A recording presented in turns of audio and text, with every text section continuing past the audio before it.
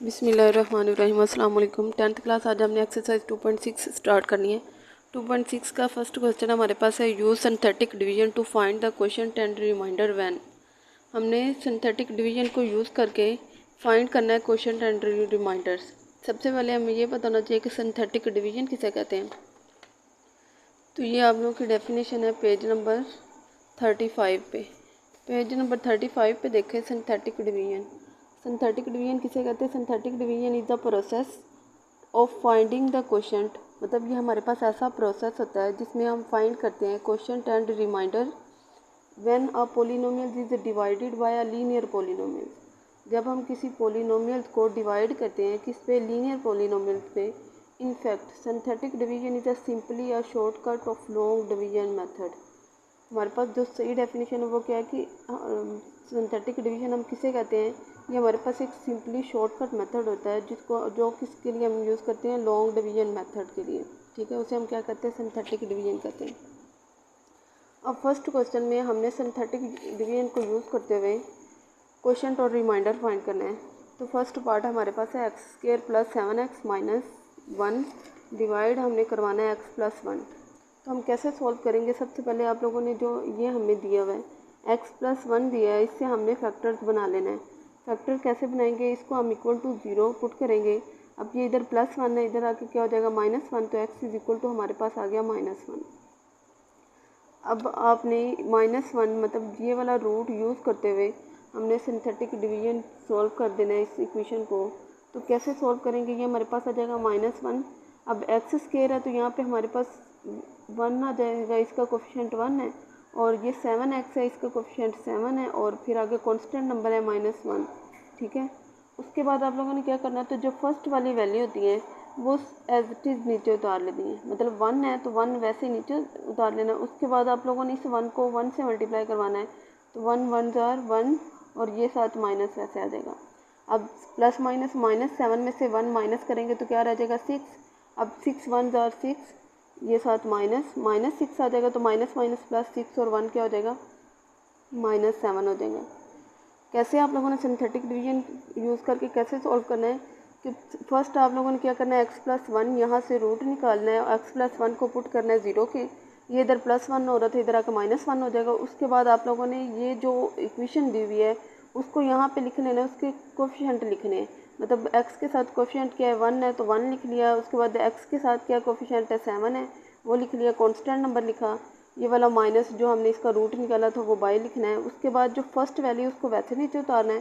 ठीक है, यहाँ पर हमारे पास क्या होता है? 0 होता है तो ये वाला वैसे नीचे उतर आ जाएगा। फिर हमारे पास 1 को 1 से मल्टीप्लाई करना है। तो 1 1 जार 1 और साथ माइनस है तो प्लस माइनस -7 में से 1 निकालेंगे 6।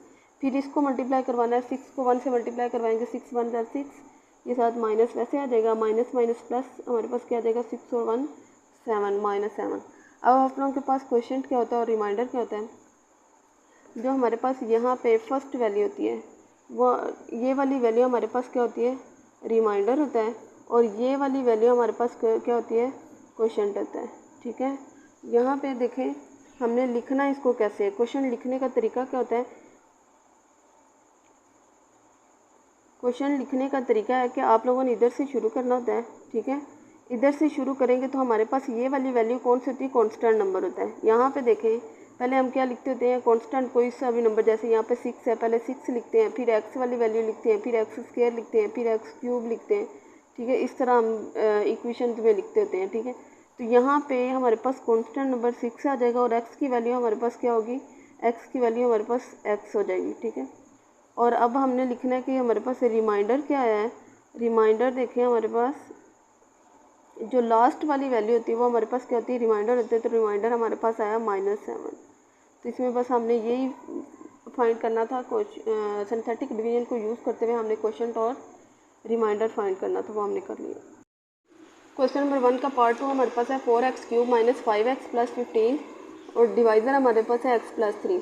अब सबसे पहले हम क्या करेंगे? x + 3 को इक्वल टू 0 पुट करेंगे। ये +3 है, जब इधर आएगा तो -3 हो जाएगा।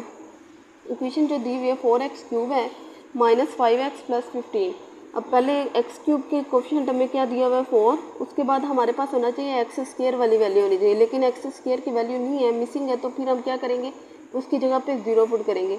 हमने डिसेंडिंग ऑर्डर के मुताबिक इसको लिखना होता है सिंथेटिक डिवीजन में। मतलब अगर एक्स क्यूब से वैल्यू शुरू हो रही है तो पहले एक्स क्यूब आएगा, उसके बाद एक्स स्क्वायर आएगा, उसके बाद एक्स आएगा, फिर कॉन्स्टेंट नंबर आएगा। फिर जो वैल्यू इसमें मिसिंग होगी उसकी जगह पे हम क्या करेंगे, ज़ीरो पुट कर देंगे। अब यहाँ पे एक्स स्क्वायर नहीं था तो एक्स स्क्वायर की जगह पे ज़ीरो, फिर एक्स की वैल्यू हमें -5 दी हुई है, फिर कॉन्स्टेंट नंबर 15 दिया हुआ है। और जो रूट निकाला था वो हमारे पास -3 था। फर्स्ट वाली वैल्यू वैसे नीचे उतार देते हैं, 4 3 12, -12 आ जाएगा। अब -12 में ज़ीरो माइनस करेंगे तो ये हमारे पास -12 ही रहेगा। उसके बाद माइनस माइनस प्लस 12 3 36। अब 36 में से 5 माइनस करेंगे तो हमारे पास आ जाएगा 31। ठीक है, बड़ी वैल्यू के साथ प्लस है तो इसलिए प्लस यहाँ पे आएगा। 31 को 3 से मल्टीप्लाई करवाएंगे, 31 3 होता है 93, और ये वाला माइनस 93 आ जाएगा। माइनस प्लस -93 में से 15 माइनस करेंगे तो 78, बड़ी वैल्यू के साथ साइन कौन सा है, माइनस का है, तो -78 आ जाएगा। ठीक है, अब हमने यहाँ से क्वोशंट और रिमाइंडर कैसे बताना होता है। ये वाली वैल्यू जो होती है ये हमारे पास क्वोशंट होता है, और ये वाली वैल्यू जो होती है हमारे पास क्या होता है, रिमाइंडर होता है। अब हम कैसे लिखेंगे कि हमारे पास क्वोशंट क्या आ जाएगा। क्वोशंट हमारे पास आ जाएगा, पहले कॉन्स्टेंट नंबर लिखते हैं, उसके बाद एक्स वाली वैल्यू लिखते हैं। अब इसके साथ प्लस है तो प्लस यहाँ पे +31 आ गया। उसके बाद एक्स वाली वैल्यू तो -12x। ठीक है, उसके बाद एक्स स्क्वायर वाली वैल्यू तो वो हमारे पास आ जाएगा 4x²। ठीक है, अब रिमाइंडर हमारे पास क्या आ जाएगा, रिमाइंडर हमारे पास जो लास्ट वाली वैल्यू हमारे पास रह जाती है वो हमारे पास रिमाइंडर होता है, तो -78 रिमाइंडर होगा। क्वेश्चन नंबर 2 देखें, find the value of h using synthetic division. हमने सिंथेटिक डिवीजन को यूज़ करते हुए एज फाइंड करना है। जो फर्स्ट पार्ट इसका देखें, 3 is 0 of polynomials 2x³ - 3h x² + 9। हमें इक्वेशन ये दी हुई है और रूट ये दिया हुआ है।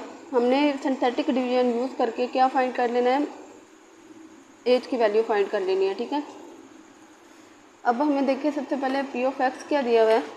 p ऑफ x हमारे पास है, p ऑफ x है 2x³ - 3h x² + 9। हमने सिंथेटिक डिवीजन यूज़ करनी है।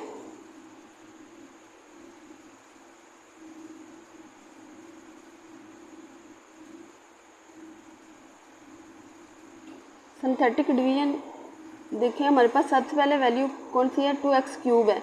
x³ के साथ कोफिशिएंट कौन सा 2 है। उसके बाद हमारे पास है x² के साथ वैल्यू जो है वो हमारे पास है 3h, तो यहाँ पे आ जाएगा -3h। उसके बाद x वाली वैल्यू होनी चाहिए और x वाली वैल्यू हमारे पास मिसिंग है। मैंने क्या बताया था कि हमने डिसेंडिंग ऑर्डर के मुताबिक लिखना होता है। अगर हमारे पास x³ से वैल्यू स्टार्ट हो रही है तो उसके बाद x² वाली वैल्यू होनी चाहिए, उसके बाद x की वैल्यू होनी चाहिए, उसके बाद कॉन्स्टेंट नंबर होना चाहिए। यहाँ पे हमारे पास x की वैल्यू नहीं है तो x की वैल्यू की जगह पे हम क्या पुट करेंगे, 0। उसके बाद कॉन्स्टेंट नंबर आ जाएगा 9। रूट हमें दिया हुआ है 3। पहले वाली वैल्यू वैसे नीचे आ जाएगी, 3 2 6। अब ये आ जाएगा हमारे पास 6 + 3h, 6 - 3h, क्योंकि यहाँ पे हमारे पास कौन सा साइन है, -3h आ जाएगा।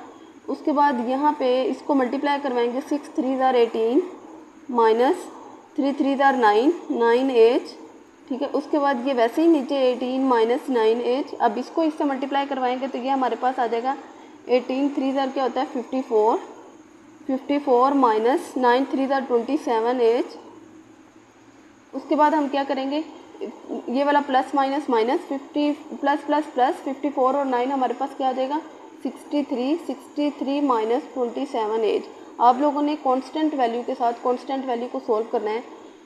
ये वाली एज वाली वैल्यू वैसे हम नीचे उतार लेंगे। ठीक है, अब हमारे पास आ गया 63 - 27h रिमाइंडर आ गया। इसको हमने इक्वल टू 0 पुट करना है। जब आप लोगों ने किसी वैल्यू किसी की चीज़ की फाइंड करनी है, फिर जो आप लोगों के पास रिमाइंडर आ जाएगा उसको आप लोगों ने क्या करना है, इक्वल टू 0 पुट कर लेना है। अब यहाँ पे हमारे पास आ गया 63 - 27h इक्वल टू 0 पुट करेंगे। अब ये +63 है, जब इधर आएगा तो -63 हो जाएगा। -27h इज इक्वल टू ये इधर आके -63 माइनस माइनस से कैंसिल हो जाएगा। ये मल्टीप्लाई 27 हो रहा है, जब इधर आएगा तो डिवाइड हो जाएगा। h इज इक्वल टू हमारे पास आ जाएगा 63/27। अब ये किस टेबल पे कटिंग हो रहे हैं, 3 के टेबल पे। 3 2 6, 3 1 3, फिर 3 9 27, फिर 3 7 21 और 3 3 9। एज की वैल्यू हमारे पास क्या आ जाएगी 7/3।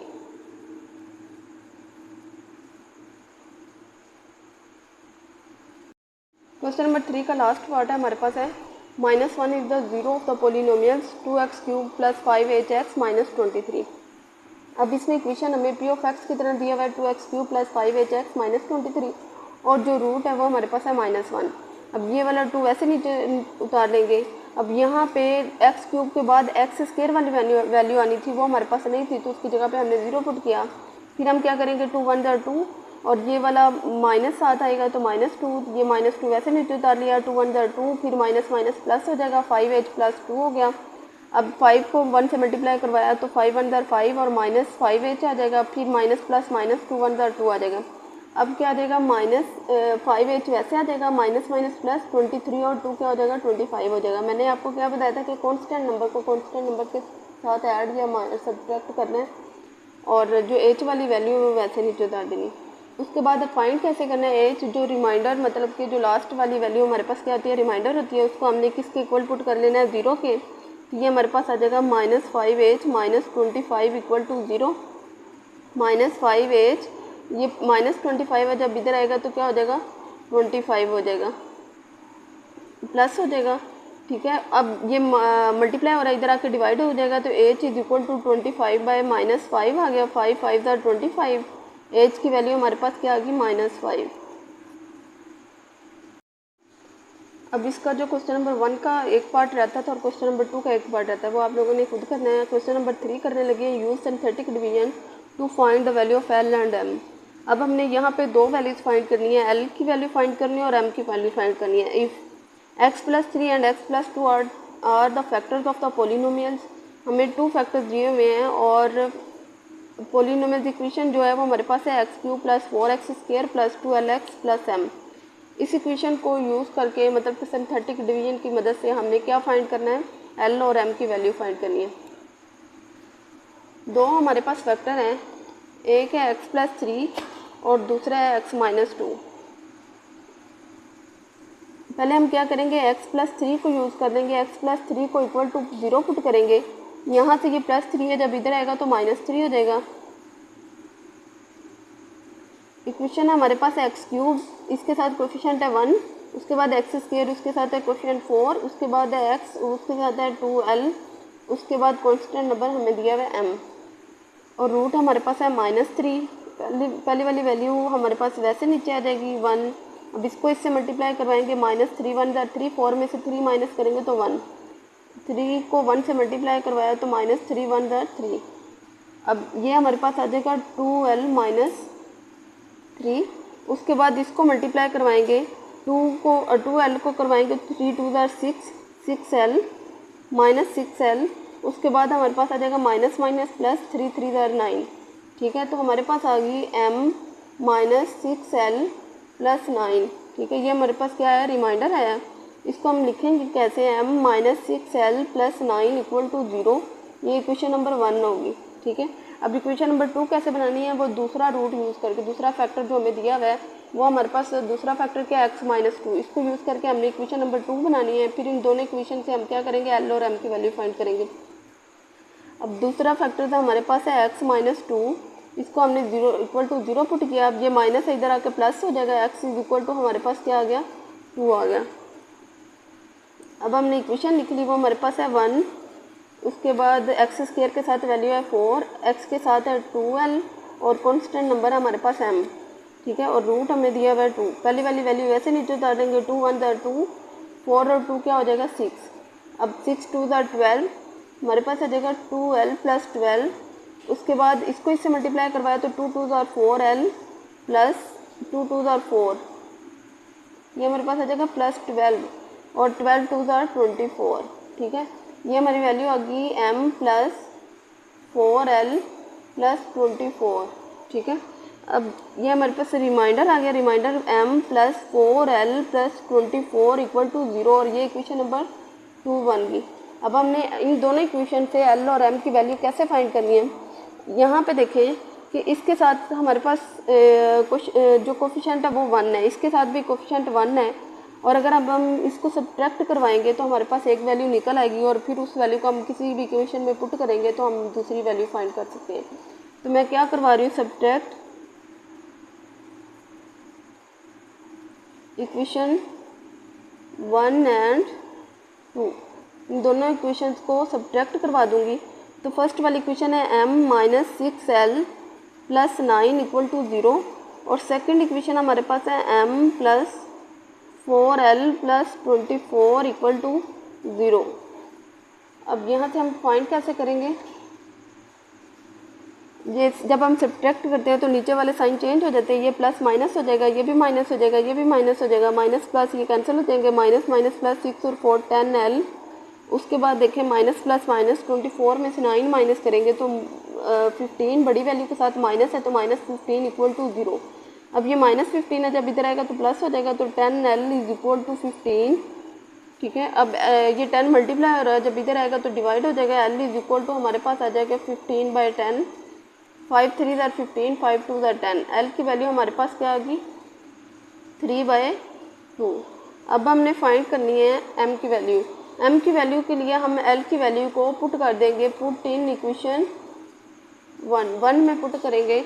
इक्वेशन 1 हमारे पास क्या है, इक्वेशन 1 है m minus 6l plus 24 plus 9 equal to 0। हाँ जी, अब हमने l की जगह पे l की वैल्यू पुट करनी है, तो वो हमारे पास आ जाएगी m is equal to -6, l की जगह पे l की वैल्यू वो है 3/2 प्लस 9 इक्वल टू 0। अब ये 2 1 ज़ार 2, 2 3 ज़ार 6, m इज इक्वल टू -3 3 ज़ार 9 प्लस 9 इक्वल टू 0। अब यहाँ पे हमारे पास क्या हो जाएगा, m is equal to minus minus plus 9 और ये वाला plus 9 equal to 0। m is equal to 9 और 9 क्या हो जाएगा, 9 और 9 हमारे पास प्लस प्लस प्लस 9 और 9 18 इक्वल टू 0। ये प्लस 18 है, इधर आएगा तो minus 18, m is equal to क्या आ जाएगा -18। हमने दो फैक्टर्स को यूज़ करके l और m की वैल्यू फाइंड करनी थी, वो कर ली। नेक्स्ट देखिए क्वेश्चन नंबर 4 है, solve the using synthetic division if. हमने सिंथेटिक डिवीजन से सॉल्व करना है। 2 is the root of the equation, 2 जो है वो हमें रूट दिया हुआ है। इक्वेशन हमें क्या दी हुई है, x³ minus 28x plus 48 equal to 0। अब हम कैसे सॉल्व करेंगे, since 2 is the root of the equation x³ minus 28x plus 48 equal to 0, then by synthetic division. Synthetic division को यूज़ करते हुए हम कैसे सॉल्व करेंगे,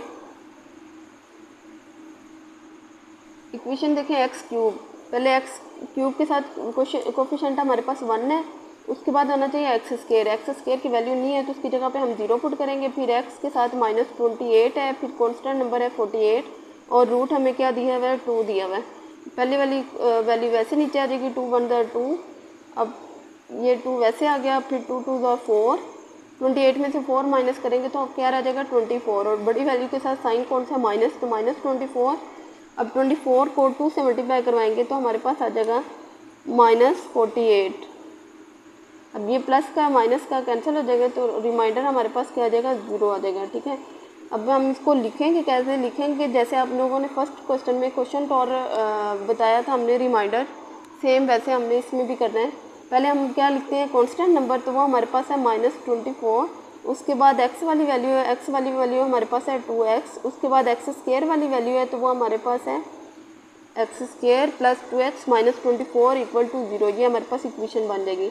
अब आप लोगों ने इस इक्वेशन को सॉल्व कैसे करना है, फर्स्ट वाले को मिड टर्म ब्रेक करेंगे हम, फर्स्ट वाले को लास्ट वाले से मल्टीप्लाई करवाएंगे तो हमारे पास आ जाएगा 24x² माइनस 24x², और अब हम दो नंबर ऐसे लेंगे कि उनको मल्टीप्लाई करवाएं तो 24x² बने और प्लस माइनस करवाएं तो क्या बने 2x बने, जो सेंटर वाली वैल्यू है। दो नंबर ऐसे लेने हैं कि मल्टीप्लाई करवाने से 24x माइनस 24x² बने और प्लस माइनस करवाएं तो क्या बने 2x बने, और वो दो नंबर कौन से हैं, x² plus 6x minus 4x minus 24 equal to 0। अगर हम 6 को 4 से मल्टीप्लाई करवाएंगे तो 24x² बनेगा, माइनस प्लस माइनस हो जाएगा, -24x² बन जाएगा। और अगर हम प्लस माइनस करवाएंगे, 6 प्लस माइनस माइनस 6 में से 4 माइनस करेंगे तो 2x रह जाएगा। ठीक है, इन दोनों में से क्या चीज़ कॉमन आ रही है, x कॉमन आ रहा है, तो यहाँ पे हमारे पास रह जाएगा x प्लस यहाँ पर रह जाएगा 6। इन दोनों में से क्या चीज़ कॉमन आ रही है, -4 कॉमन आ रहा है, यहाँ पे रह जाएगा x माइनस माइनस प्लस हो जाएगा, 4 6 24 इक्वल टू 0। अब x प्लस 6 कॉमन लिया तो रह जाएगा x माइनस 4 इक्वल टू 0। अब x प्लस 6 को भी इक्वल टू 0 पुट किया और x माइनस 4 को भी इक्वल टू 0 पुट किया, तो यहाँ पे हमारे पास +6 इधर आके -6 है, x इज इक्वल टू आ गया -6, और यहाँ पे -4 है, इधर आके क्या हो जाएगा +4, तो x इज इक्वल टू +4 हो गया। तो फिर हमारे पास आ जाएगा 2 आंसर आ गए, कौन से हैं, रूट हमारे पास था 2, उसको यूज़ करके हमने 2 वैल्यूज़ फाइंड किए, कौन कौन सी, एक -6 है and 4 are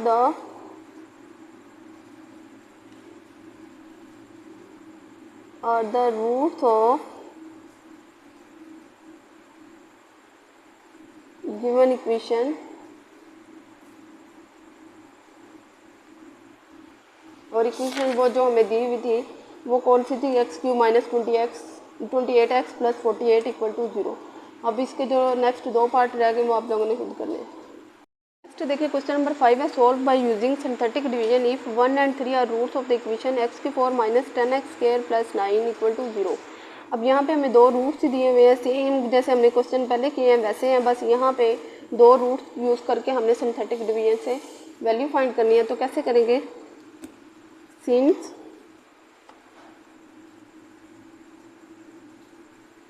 1 and 3 are the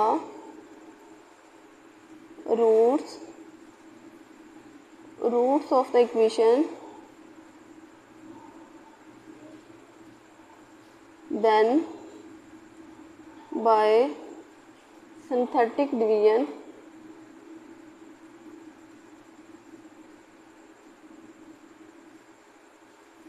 we get,